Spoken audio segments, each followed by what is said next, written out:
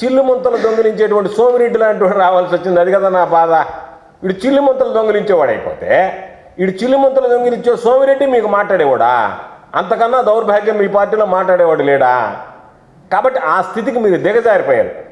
అది ఈరోజు ఒక్కసారి చూస్తే మీరు చేస్తున్నటువంటి ప్రచారం, మీరు మాట్లాడుతున్నటువంటి మాటలు ఎంత దుర్మార్గంగా ఉన్నాయి, ఎంత అన్యాయంగా ఉన్నాయనేటువంటిది ప్రజలు చర్చించుకుంటున్నారు, రైతులు మాట్లాడుతున్నారు. అంతకన్నా మీకు ఎక్కువగా చెప్పాల్సినటువంటి అవసరం లేదు.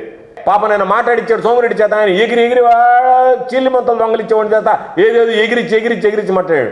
మనిషే అష్టవంకరలు, వాడి బుద్ధి అష్టవంకరలు, మనిషి చూసేటువంటి అష్టవంకరలు తిరుగుతూ ఉంటాడు. చీకేసిన తాటిముట్టి మొహం వేసుకుని వాడి చేత మీరు మాట్లాడిస్తే ఆయన బ్రతుకేందనేటువంటిది మీరు నెల్లూరుకు రాయండి.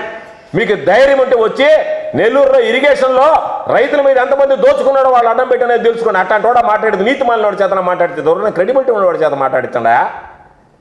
అటువంటి వాడు ఈరోజు ఇరిగేషన్కి సంబంధించి ₹1,00,00,000 దోచుకు తినేటువంటి వాడి చేత, అటువంటి నీచుడి చేత మీరు మాట్లాడిస్తే ఆయన ఏదేదో మాట్లాడుతున్నాడు. అదంట ఇదంట, అసలు ఏమన్నా కుర్చీలో నుంచి పడిపోతాడేమో అనుకుని ఎగిరి మాట్లాడుతుంటాడు.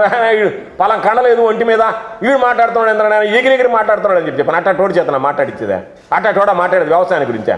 ఉన్నన్ని రోజులు రైతు రథం దగ్గర నుంచి, నీరు చెట్టు దగ్గర నుంచి రైతులను అడ్డం పెట్టుకుని దోచుకున్నటువంటి వాడు పనికిమాలినోడు, అవినీతిపరుడు.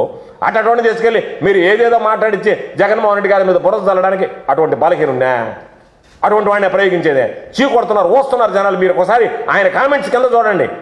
ఆయన ఇచ్చినటువంటి దాని మీద కింద కామెంట్స్ చూసుకుంటే ఎంతమంది చీ కొట్టారు ఆయన అర్థమవుతుంది. ఆయన స్టేట్మెంట్లు, ఆయన చూసేటువంటి విధానం కింద పాపం చూసినట్లే. ఓన్లీ మీరు పైన చూస్తున్నారు, యూట్యూబ్ కిందకు పోండి, కింద కామెంట్స్ చదవండి. ఇట్లాంటి ఎదవల చేత మీరు మాట్లాడిచ్చేది అన్నట్టుగా మాట్లాడేటువంటి పరిస్థితి ఏర్పడింది. కాబట్టి ఈరోజు రైతులు నష్టపోయారు.